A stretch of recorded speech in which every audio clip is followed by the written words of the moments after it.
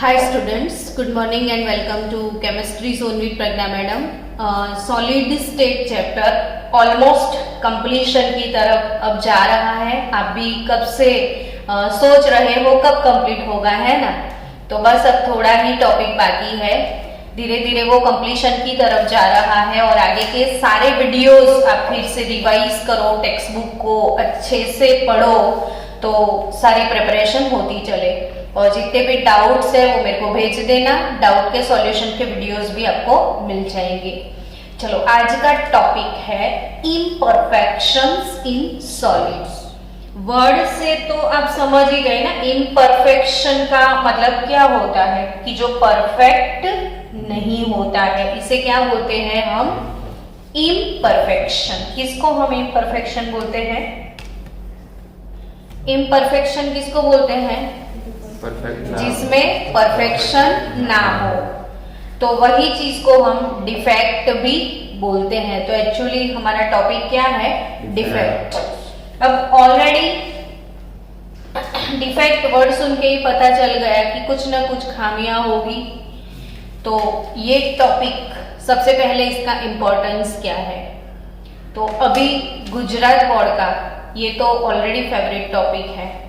Defect से related MCQs और पूरी 2 और 3 मार्क्स की थियरी, दोनों ही चीज इंपॉर्टेंट है.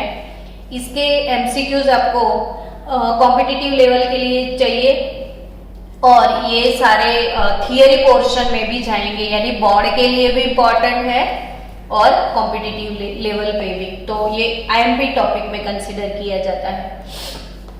मैंने ऑलरेडी कुछ लिखा है, ध्यान से पढ़ो. Although crystalline solids have short range as well as long range order in the arrangement of the constituent particle, yet crystals are not perfect. मतलब कोई भी क्रिस्टलाइन सॉलिड किस चीज से बनता है पहले तो वो बताओ. तो यूनिट सेल से ना. एक यूनिट सेल लो, दूसरा लो, तीसरा लो, चौथा लो, बहुत सारे ऐसे यूनिट सेल. तो उसका close pack arrangement is nothing but crystalline solid. और वैसे भी हम क्रिस्टलाइन सॉलिड किसको बोलते हैं? तो जिसमें कंस्टिट्यूएंट पार्टिकल का अरेंजमेंट रेगुलर होता है. क्या? कंस्टिट्यूएंट पार्टिकल का अरेंजमेंट रेगुलर जिसमें होता है, इसे तो हम क्या बोलते हैं? बट क्रिस्टलाइन सॉलिड से अगर आपने एक छोटा सा पार्ट उठा के ले लिया और वो छोटे से पार्ट को उठा के आप चेक करोगे तो उसमें आपको कहीं ना कहीं क्या मिलेगा? इम्परफेक्शन.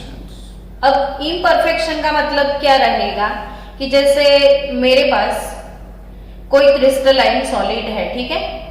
अब इसमें कंस्टिट्यूएंट पार्टिकल का अरेंजमेंट ऐसे है कि पॉजिटिव आयन, फिर उसके बाजू में क्या आता है? नेगेटिव, फिर नेगेटिव, फिर पॉजिटिव, नेगेटिव, पॉजिटिव. ये हमारी सोच है कि ऐसे रेगुलर पैटर्न में अरेंजमेंट होगा.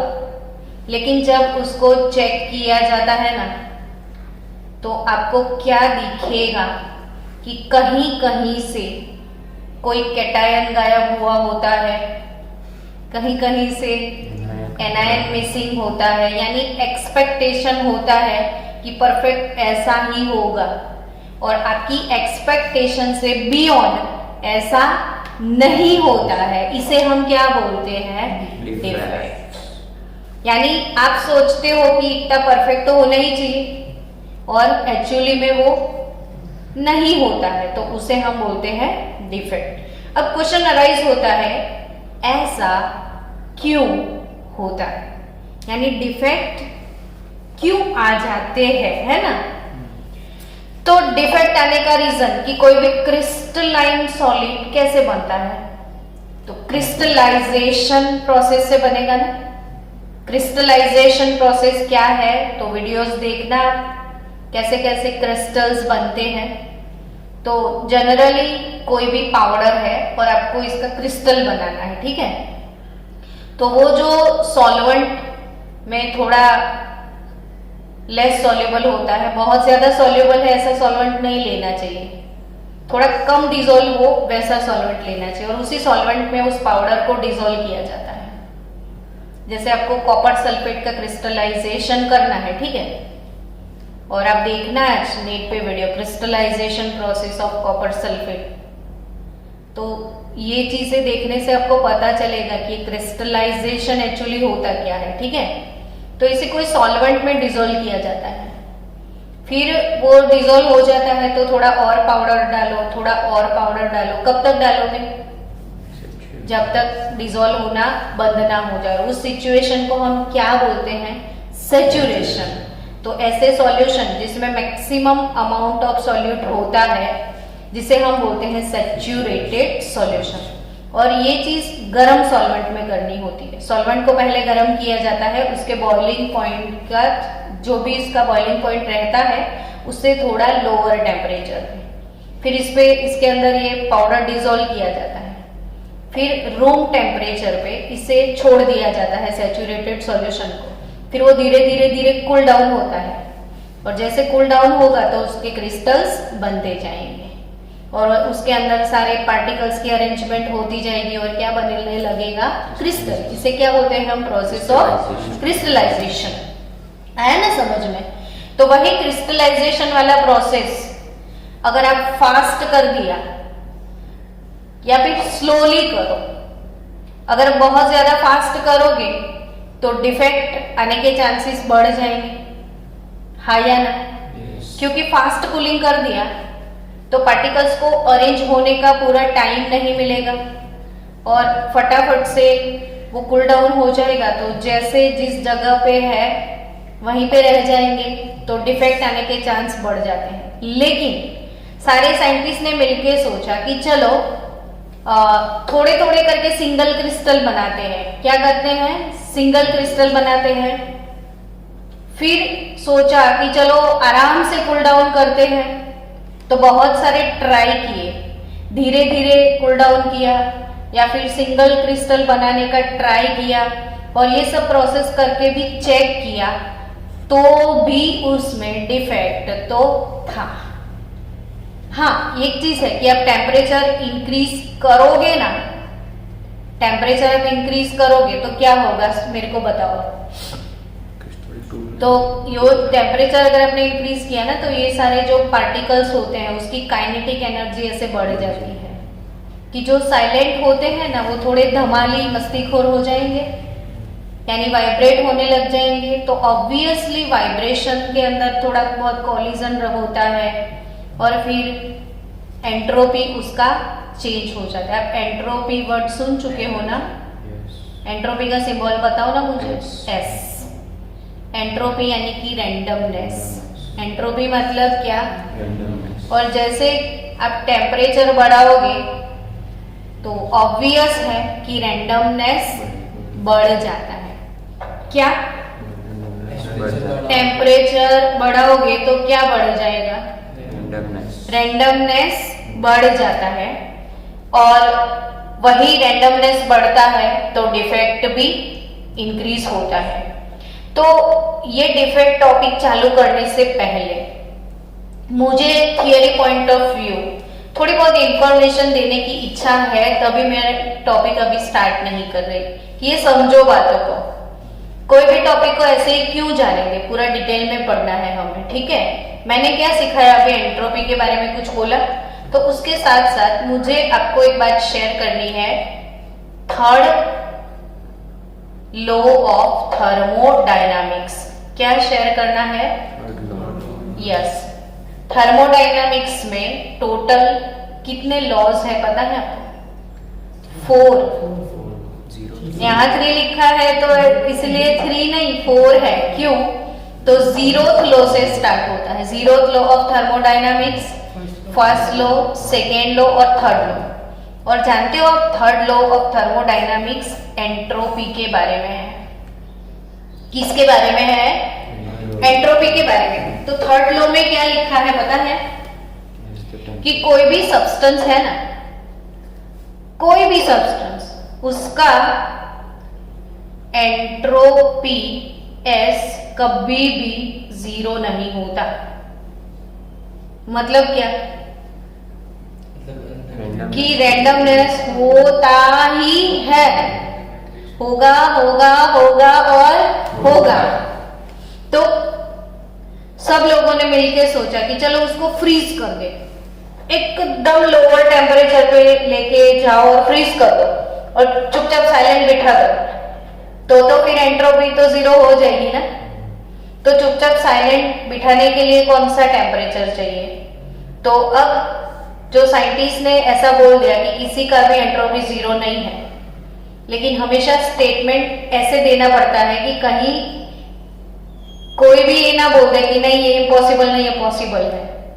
इसलिए इसको घुमा फिरा के लिखना पड़ता है।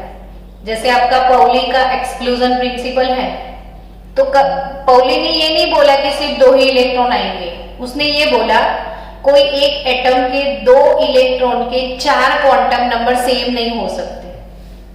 2 इलेक्ट्रॉन के 4 क्वांटम नंबर सेम नहीं हो सकते, ऐसे बताया। वैसे ही same third law of thermodynamic का स्टेटमेंट सुनने जैसा है कि 273 केल्विन टेम्परेचर अप कर दो, कितना? 273। और 273 केल्विन यानी 0 डिग्री सेल्सियस यानी एब्सोल्यूट टेम्परेचर हो गया। ये कौन सा टेम्परेचर हो गया? तो एट एब्सोल्यूट टेम्परेचर, क्या बोला मैंने? At absolute temperature entropy of pure crystalline solid. Entropy of क्या? प्योर। 2 स्टेटमेंट एक साथ, एक तो प्योर यानी इसमें कोई इम्प्योरिटी नहीं है, और कैसा? Crystalline solid. तो at which temperature? Absolute temperature, pure crystalline solid, entropy of pure crystalline solid is 0। तो यानी क्या बोल दिया कि एब्सोल्यूट टेम्परेचर पे प्योर क्रिस्टलाइन सॉलिड की एंट्रोपी 0 हो जाएगी, यानी इसमें कोई रैंडमनेस नहीं होगी। लेकिन ये टेम्परेचर प्रैक्टिकली पॉसिबल ही नहीं है। तो अब क्या समझे आप कि किसी का भी एंट्रोपी 0 नहीं होगा, ये टेम्परेचर आएगा नहीं और एंट्रोपी 0 होगा नहीं। समझे आप? क्यों नहीं आएगा? तो अकॉर्डिंग टू चार्ल्स अंकल ये टेम्परेचर पे तो सब्सटेंस गायब नहीं हो जाता था, वॉल्यूम 0 नहीं हो जाता था। हाँ, तो ये पॉसिबल नहीं, ये तो ग्राफ से निकाला है ना, प्रैक्टिकली नहीं निकाला है। समझे कि नहीं आप? तो 0 डिग्री केल्विन यानी -273.15 डिग्री सेल्सियस था। इधर गड़बड़ थी लिखने में। टेम्परेचर कौन सा? 0 केल्विन। 0 केल्विन यानी -273.15 डिग्री सेल्सियस टेम्परेचर पे किसी भी प्योर क्रिस्टलाइन सॉलिड की एंट्रोपी 0 होगी, तो ना ये टेम्परेचर पॉसिबल होगा ना किसी की एंट्रोपी। यानी रैंडमनेस सब में क्या होती ही है। तो अगर सब में रैंडमनेस है तो अब आप बोल सकते हो कि सब में डिफेक्ट होगा ही होगा। And according to one estimate, इन लोगों ने मोस्ट ऑफ क्रिस्टल के 1 मोल पार्टिकल की अरेंजमेंट को चेक किया। कितने मोल की? 1 मोल पार्टिकल की अरेंजमेंट चेक करी, तो इसमें ऑलमोस्ट 10⁶ डिफेक्ट मिले। 1 मोल कंस्टिट्यूएंट पार्टिकल के अरेंजमेंट को चेक करते हैं तो कितना डिफेक्ट मिलता है? 10⁶ जितना डिफेक्ट मिलता है, यानी डिफेक्ट तो होता ही है। तो चलो उस डिफेक्ट के बारे में आगे शुरू करते हैं कि बेसिकली डिफेक्ट कितने टाइप के होंगे। वही क्वेश्चन पूछोगे ना आप पहले तो जानते हो कितने टाइप की डिफेक्ट होती है? 2 मेन 2 टाइप के defect, point defect and line defect. Point defect and कौन सा डिफेक्ट? Line defect. समझ गए? Point defect and line defect. तो पॉइंट डिफेक्ट में पॉइंट गायब हो जाएंगे और लाइन डिफेक्ट में लाइन। सिंपली बात करें तो मान लो कि ये क्लास में सारे स्टूडेंट बैठे हैं ऐसे, है या ना? Yes. तो बेंच वाइज सबका अरेंजमेंट होता है ना? और आपको तो पता है हर रोज एक दो 3-4 बच्चे तो एब्सेंट रहते ही हैं। तो वो कौन सा डिफेक्ट? पॉइंट। यानी किसी बेंच से कोई बच्चा एब्सेंट रहेगा ना, तो कहीं से कोई एकाध एब्सेंट होता है। चलो ये आज एब्सेंट हो गया, यहाँ से ये एब्सेंट हो गया, तो पूरी रो में सिर्फ एक ही बंदा नहीं है, तो ये कौन सा डिफेक्ट? पॉइंट। पर पूरी रो गायब, लाइन डिफेक्ट। एक पूरा इधर से लाइन नहीं आएगा, तो कौन सा डिफेक्ट? Line defect. यानी अच्छे से समझ गए कि कोई रैंडम जगह से कोई एक ही कंस्टिट्यूएंट पार्टिकल एब्सेंट मिलेगा तो पॉइंट, पर पूरा रो निकल जाएगा तो लाइन डिफेक्ट। और लाइन डिफेक्ट वैसे अपने सिलेबस में है नहीं, तो अपने सिलेबस में क्या है? पॉइंट डिफेक्ट है। क्या है? तो अब हमारा टॉपिक शुरू होगा कि types of point defect. Types of point defect. तो there are 3 types of point defect, और ये 3 टाइप में पहला है स्टोइकियोमेट्रिक डिफेक्ट। क्या? Stoichiometric defect. पहले क्लासिफिकेशन लिख दो, फिर 1 बाय 1 पढ़ते हैं। स्टोइकियोमेट्रिक के बाद ऑब्वियसली आपका काम इजी है, non stoichiometric defect. Stoichiometric defect part A, then non stoichiometric defect, and C impurity defect। impurity defect। जो भी क्रिस्टलाइन सॉलिड होते हैं वो 100% प्योर हो सकते हैं। क्रिस्टलाइन सॉलिड 100% प्योर नहीं हो सकते। वैसे देखो ना, कॉपर मेटल या किसी मेटल का भी आप कितना भी प्योरिफिकेशन कर लो 99.99 तक होता है, यानी कुछ ना कुछ तो गड़बड़ आ ही जाता है। तो 3 टाइप्स पॉइंट। पहले तो डिफेक्ट, बेसिकली 2 टाइप के डिफेक्ट होते हैं, point defect and line defect.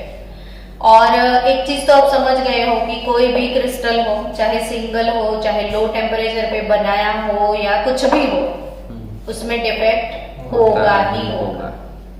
और थर्ड लॉ ऑफ थर्मोडायनामिक क्या बोल रहा है कि एट एब्सोल्यूट टेम्परेचर यानी -273.15 डिग्री सेल्सियस टेम्परेचर पे प्योर क्रिस्टलाइन सॉलिड का एंट्रोपी 0 हो जाए। यानी न वो टेम्परेचर पॉसिबल है और ना किसी की एंट्रोपी 0 है, मतलब सब में रैंडमनेस है। और दूसरी चीज कि 1 मोल पार्टिकल को चेक किया जाए तो ऑलमोस्ट 1 मोल में कितना डिफेक्ट मिलता है? 10⁶ जितना डिफेक्ट आपको मिलेगा। अब स्टूडेंट, आपने वो कपूर का वो देखा होगा, इतना छोटा सा कपूर का पैकिंग आता है, देखा है ना? मतलब वो कैसा होता है कपूर का पैकिंग कि इसकी जो साइड है वो सारी 1 सेंटीमीटर की है, सोच लो। तो क्यूब 1 सेंटीमीटर का क्यूब, कितना छोटा क्यूब? 1 सेंटीमीटर। इसकी लेंथ भी 1 सेंटीमीटर, ब्रेथ भी 1 सेंटीमीटर और हाइट भी 1 सेंटीमीटर, इतना छोटा क्यूब। और उसको चेक किया गया तो उसमें टोटल 10⁻22 जितने आयंस थे। 1 सेंटीमीटर क्यूब का एक क्रिस्टल लो और चेक करो तो कितने आयंस ऑलमोस्ट होते हैं? 10⁻22 जितने, और उसमें डिफेक्ट कितनी मिलती है? 10⁻60। तो आपको ये क्वेश्चंस में, आपको गुजरात बोर्ड के क्वेश्चन में भी ये चीज मिलेगी जो मैंने बोली। क्या बोला मैंने? आगे भी मैं बार बार बताती जाऊंगी। तो हाँ, 1 सेंटीमीटर का क्यूब लो। क्या लो? 1 सेंटीमीटर। ये तो कपूर का तो मैंने एग्जांपल दे रखा कि आपने देखा होगा ऐसा क्यूब यूं। तो ऐसे 1 सेंटीमीटर क्यूब का यानी क्रिस्टल लिया आपने, तो उसमें कितने आयंस रहेंगे? 10⁻22 जितने आयंस, और इसमें डिफेक्ट कितने होंगे? ऑलमोस्ट 10⁻6 जितने डिफेक्ट होते हैं। तो obviously 10⁻22 total number of ions है, डिवाइडेड बाय 10⁻6 करो तो पर 10⁻16 अरेंजमेंट आपको एक डिफेक्ट मिलेगा। समझे? ओके हाँ, तो हम फिर से बात करते हैं कि डिफेक्ट जो है वो 2 टाइप के हैं ना, पॉइंट डिफेक्ट और line defect. Line defect syllabus में है नहीं, और पॉइंट डिफेक्ट कितने टाइप के हैं? 3 टाइप के, stoichiometric defect, non stoichiometric defect and impurity defect. अब ऑब्वियसली क्या करना है हमें वो बताओ तो, अब स्टार्ट करना है ना टॉपिक। तो सबसे पहले क्या, कौन सा डिफेक्ट को स्टार्ट किया जाए? स्टोइकियोमेट्रिक। तो स्टोइकियोमेट्रिक ऐसा नाम क्यों दिया?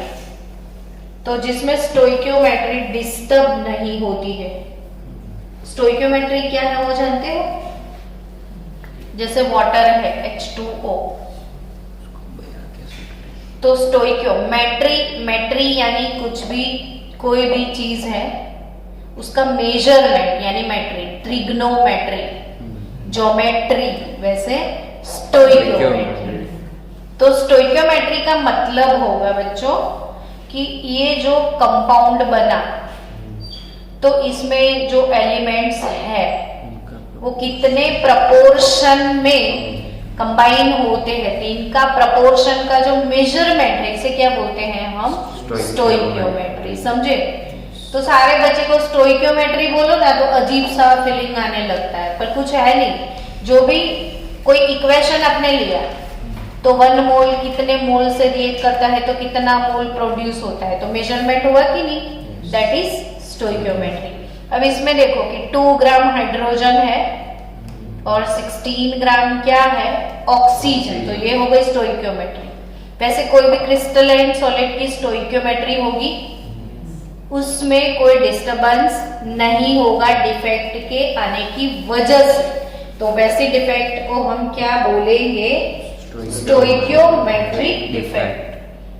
तो stoichiometric defect, these are point defect that do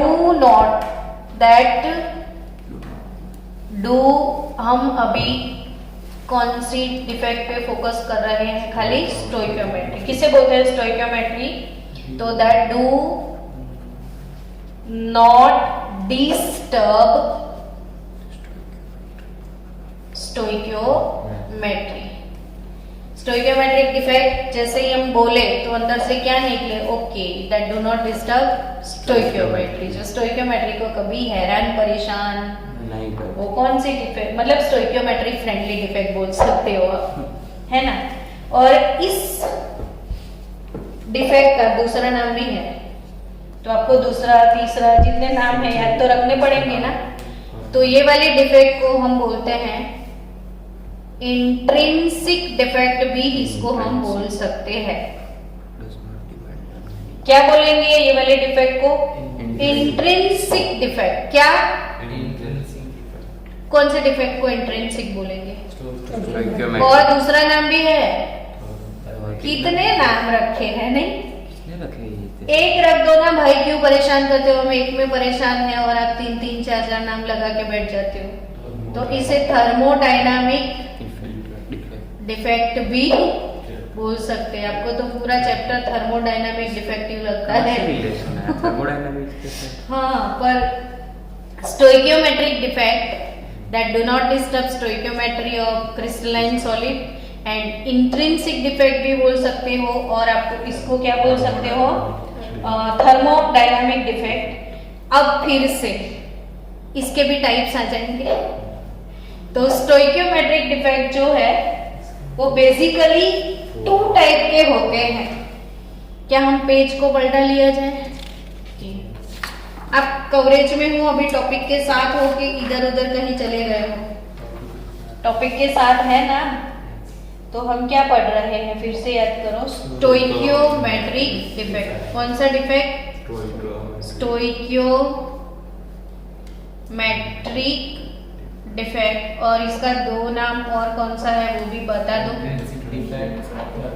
intrinsic defect और थर्मोडायनामिक डिफेक्ट। अब स्टोइकियोमेट्रिक डिफेक्ट बेसिकली कितने टाइप के होते हैं?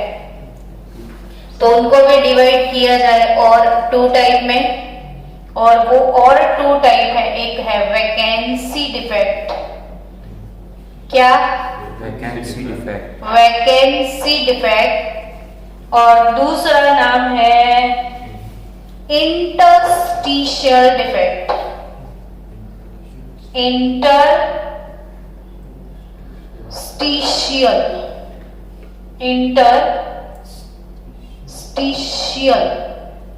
डिफेक्ट। ओके, तो स्टोइकियोमेट्रिक डिफेक्ट के दो नाम और कौन कौन से हैं? थर्मोडायनामिक डिफेक्ट एंड नहीं सॉरी, इसके दो नाम है, थर्मोडायनामिक और इंट्रिंसिक, बट इसके टू टाइप कौन से हैं? वैकेंसी और इंटरस्टिशियल। मैंने आपको हमेशा एक बात बोली है कि केमिस्ट्री में जब भी कोई चीजों को पढ़ो तो आप नाम से ही पता लग जाएगा कि वो होता क्या है। तो वैकेंसी नाम से नहीं पता चलेगा कि ये क्या है, वैकेंट होगा ना कहीं कहीं जगह से, तो वो हो जाएगा वैकेंसी डिफेक्ट। चलो तो हम वो डिफेक्ट ड्रॉ करते हैं। आप लोग भी मेरे साथ साथ नोटबुक में लिखा करो, लिखने की वजह से आपकी प्रैक्टिस हो जाएगी। चलो, ये एक कंस्टिट्यूएंट पार्टिकल है, ये एक कंस्टिट्यूएंट पार्टिकल है, बीच में कोई जगह छोड़, इधर भी कंस्टिट्यूएंट पार्टिकल है।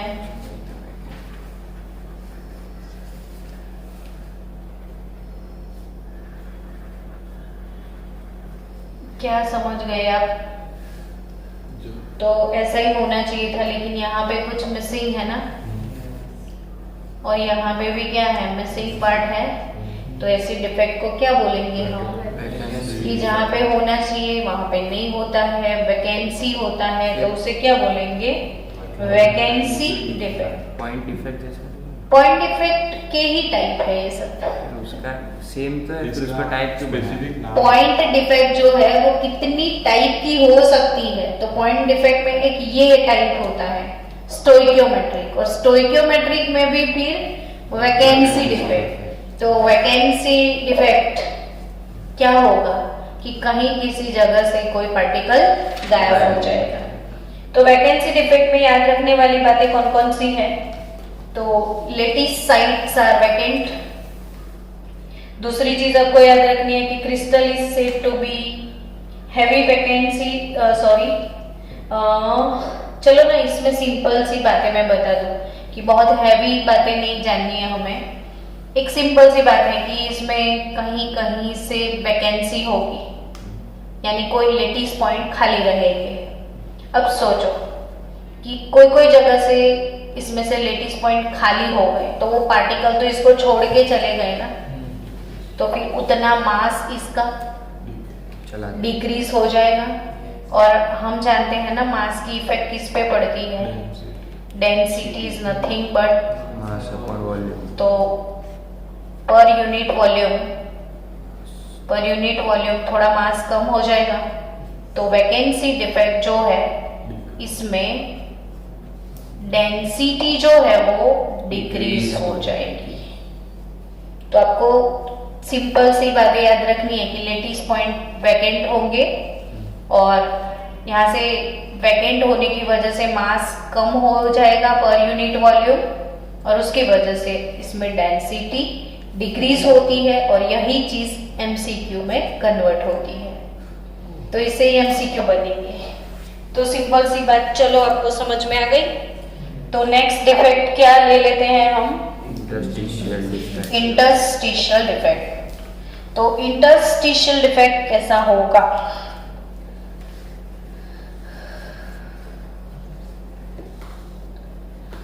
इंटरस्टिशियल डिफेक्ट, देखो ये पार्टिकल्स तो है, सब कुछ पहले जैसा है, लेकिन सब कुछ जो था वो है, कुछ गायब नहीं हुआ है। तो फिर क्या होगा?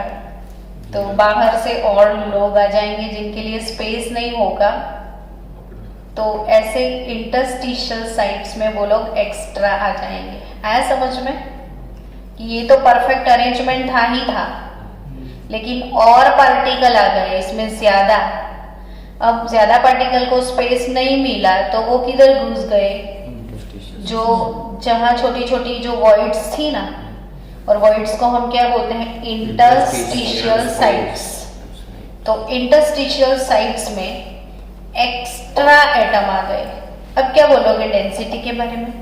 इंक्रीज। हाँ, इसका डेंसिटी इंक्रीज होगा क्योंकि per unit volume mass increase होता है। तो ये कौन सा डिफेक्ट है? Interstitial defect. तो आई थिंक चलो धीरे धीरे जाएंगे।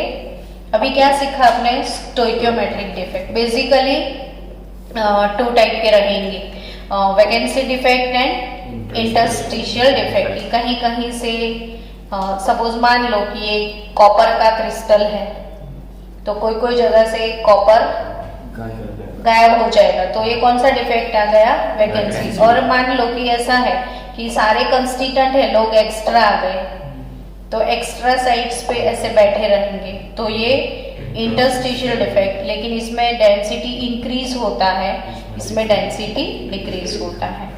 अब आगे बढ़ते हैं कि vacancy and interstitial defect as explain about also shown by non ionic solid. ये कौन लोग दिखाने वाले हैं? तो अभी मैंने इसलिए एग्जांपल आपको क्या दिया पता है?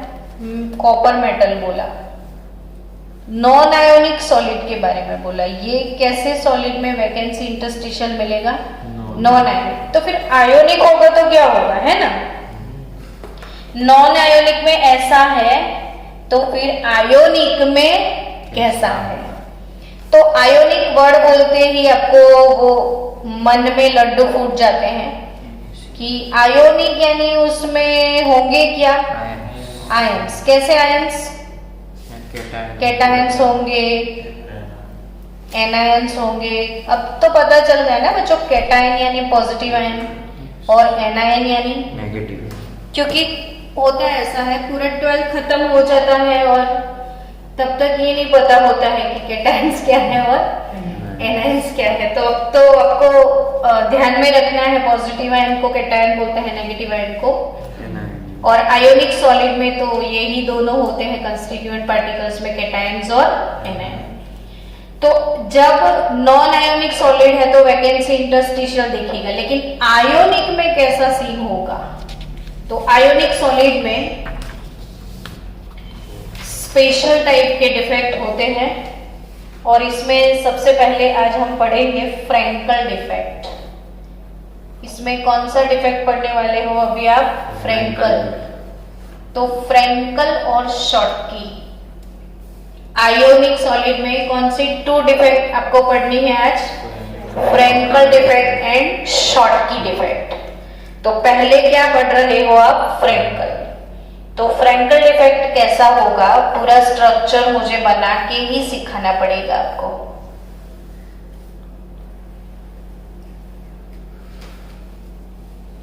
पहले फास्ट कंस्टिट्यूएंट पार्टिकल बना लेते हैं।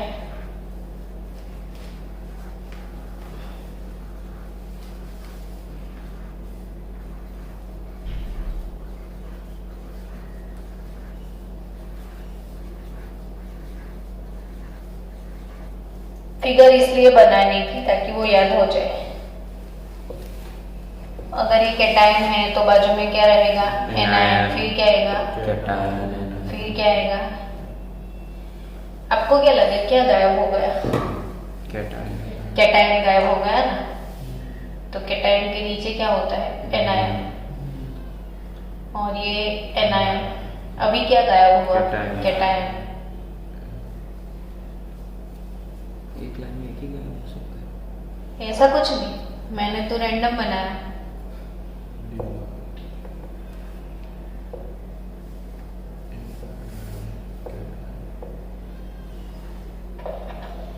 लास्ट वाला नेगेटिव आयन, फिर कैटायन, एनायन गायब हुआ, फिर एनायन, कैटायन, फिर एनायन, फिर एनायन। क्या गायब हुआ? कैटायन गायब हुआ। एक एनायन 3 कैटायन। तो एक एनायन और 3 कैटायन, तो ऐसा नहीं हो सकता। तो हम इधर क्या गायब कर दे? कैटायन को गायब कर दे। कैटायन ही गायब हुआ ना इसमें, बीच वाले। हाँ, तो इधर प्लस रखते, इसको गायब करते हैं। ठीक है, क्यों मैंने ऐसा मेहनत किया?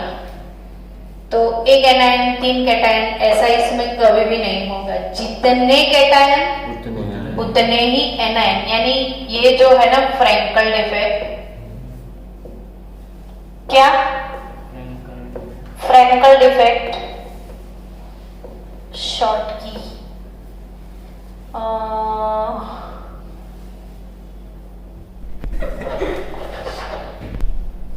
हेलो स्टूडेंट,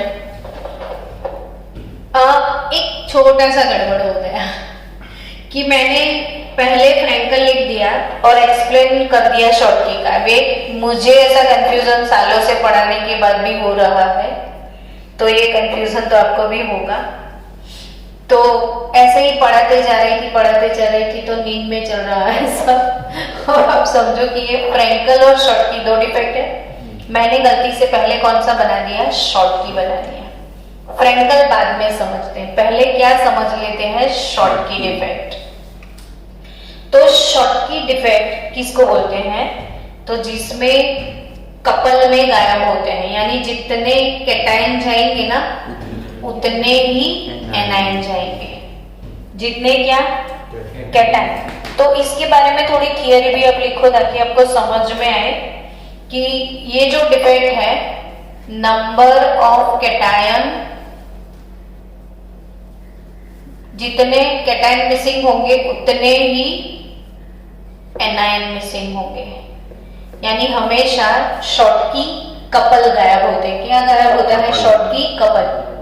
तो ये जो कपल गायब होते हैं वो क्रिस्टल से कहीं बाहर ही चले जाते हैं, क्रिस्टल में होते ही नहीं है। तो आप इसी डिफेक्ट को वैकेंसी डिफेक्ट भी बोल सकते हो, यस और नॉट? वो बताओ ना मुझे। यस। तो ये शॉर्टकी को हम वैकेंसी बोल सकते हैं ना? क्यों वैकेंसी बोल सकते हैं?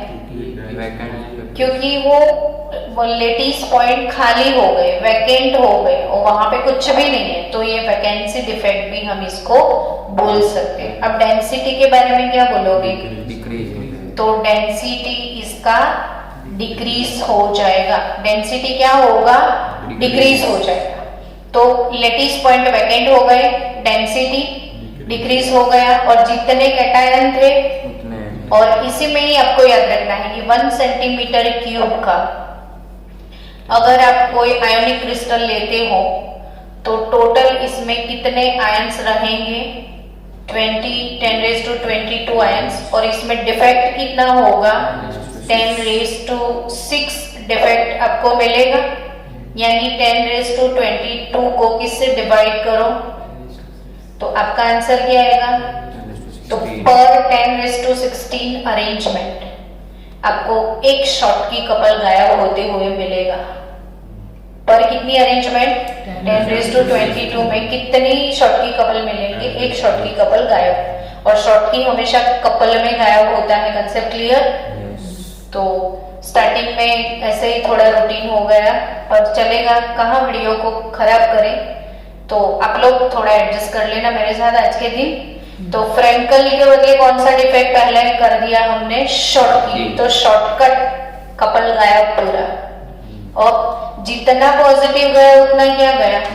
तो इससे इसकी न्यूट्रलिटी जो है वो इम्बैलेंस नहीं होगा। जितना पॉजिटिव चार्ज जाएगा ना उतना नेगेटिव, यानी इलेक्ट्रिकली ये न्यूट्रल रहेगा।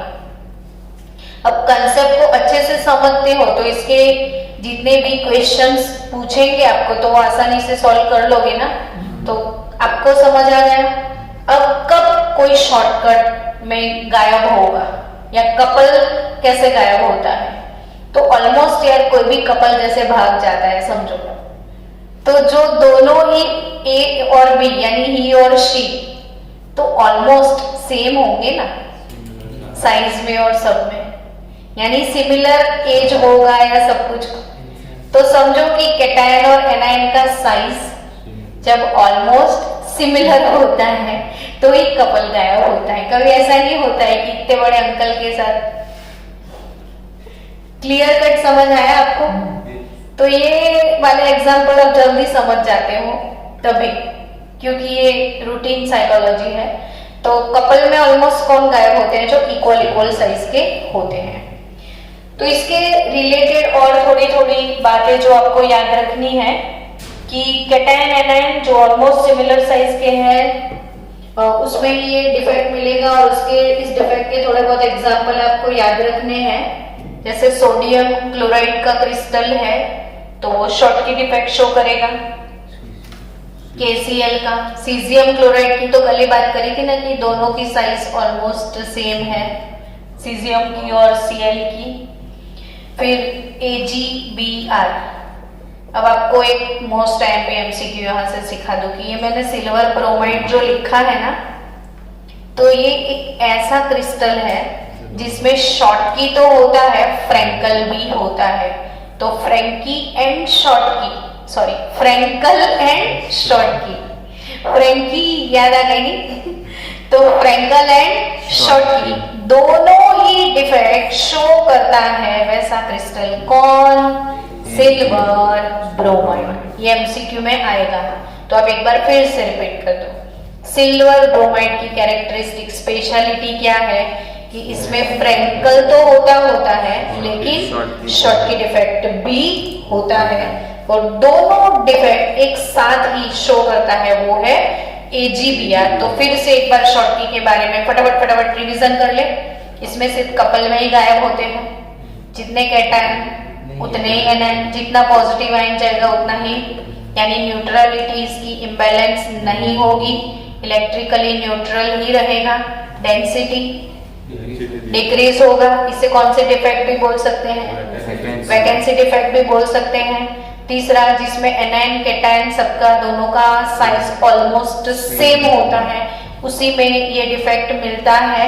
और नेक्स्ट कि अगर आपने कहीं 1 सेंटीमीटर क्यूब का क्रिस्टल लिया, टोटल नंबर ऑफ आयंस 22 रहेंगे और इसमें डिफेक्ट आपको मिलेगा 10⁶, तो पर 10�16 अरेंजमेंट आपको एक शॉर्टकी कपल गायब होते हुए मिलेगा। कंसेप्ट क्लियर सबका? चलो नेक्स्ट, अब फ्रैंक शॉर्टकी हो गया ना, अब आपको क्या सीखना है वो बताओ मेरे को। Frenkel defect. कौन सा डिफेक्ट सीखना है अभी आपको? फ्रैंकल। तो कब से फिर आप सोच रहे थे कि शॉर्टकी में अगर कपल गायब होते हैं तो फ्रैंकल में क्या सीन होगा? तो फ्रैंकल में देखो, कोई पापा अपने बच्चे को डांटते हैं, तो पापा तो बहुत बड़े हैं और बच्चा तो बहुत छोटा है, और आप समझ चुके कि किसमें ये डिफेक्ट ज्यादा देखने को मिलेगी, जिसमें बड़े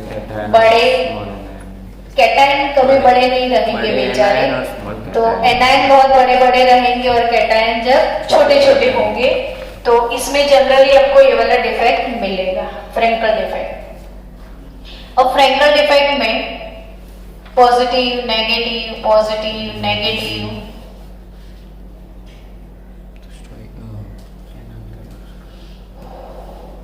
स्कॉटकी भी ऐसा उसमें डायग्राम आयोनिक कंपाउंड है ना ये, तो पॉजिटिव नेगेटिव तो रहेंगे ना।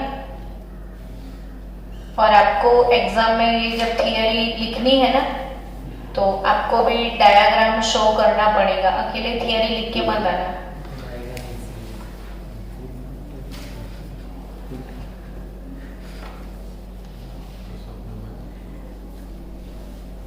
फ्रैंकल और शॉर्टकी इसके टाइप से स्टोइकियोमेट्रिक के, हाँ स्टोइकियोमेट्रिक के ही, पर वो स्टोइकियोमेट्रिक में वैकेंसी और इंटरस्टिशियल पढ़ा ना, वो नॉन आयोनिक सॉलिड शो करते हैं, पर आयोनिक सॉलिड जो है ना वो फ्रैंकल और शॉर्टकी दिखाते हैं।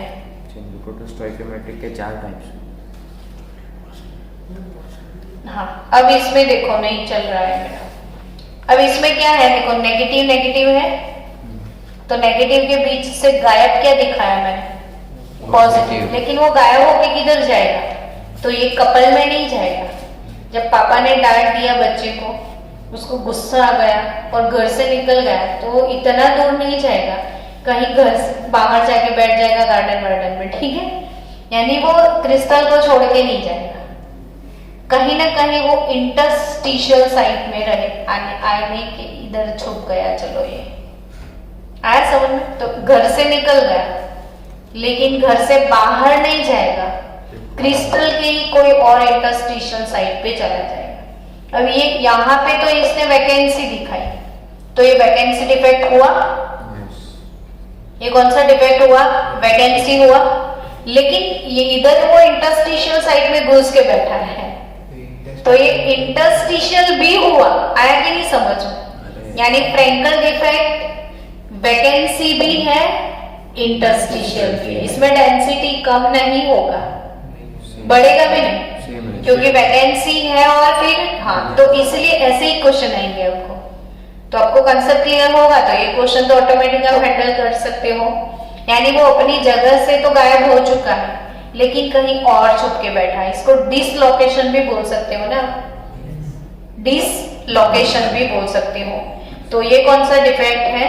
फ्रैंकल डिफेक्ट, जिसमें एनायन बड़ा होगा, कैटायन छोटा होगा। जैसे जिंक सल्फाइड है, सिल्वर क्लोराइड है, सिल्वर ब्रोमाइड और सिल्वर आयोडाइड। अब सिल्वर ब्रोमाइड फिर से इधर आ गया, तो मैंने उसकी खासियत अभी दिखाई थी कि उसमें फ्रैंकल भी है और शॉर्टकी भी है। तो जिंक और जो सिल्वर है ना, उनकी साइज बहुत छोटी है और इसकी वजह से ये लोग कौन से डिफेक्ट शो करते हैं? Frenkel defect. तो स्टूडेंट्स, आज के लिए अभी इतनी ही डिफेक्ट तक हम रुकते हैं। उसके बाद हम पढ़ेंगे आज इम्प्योरिटी डिफेक्ट और उसके सम्स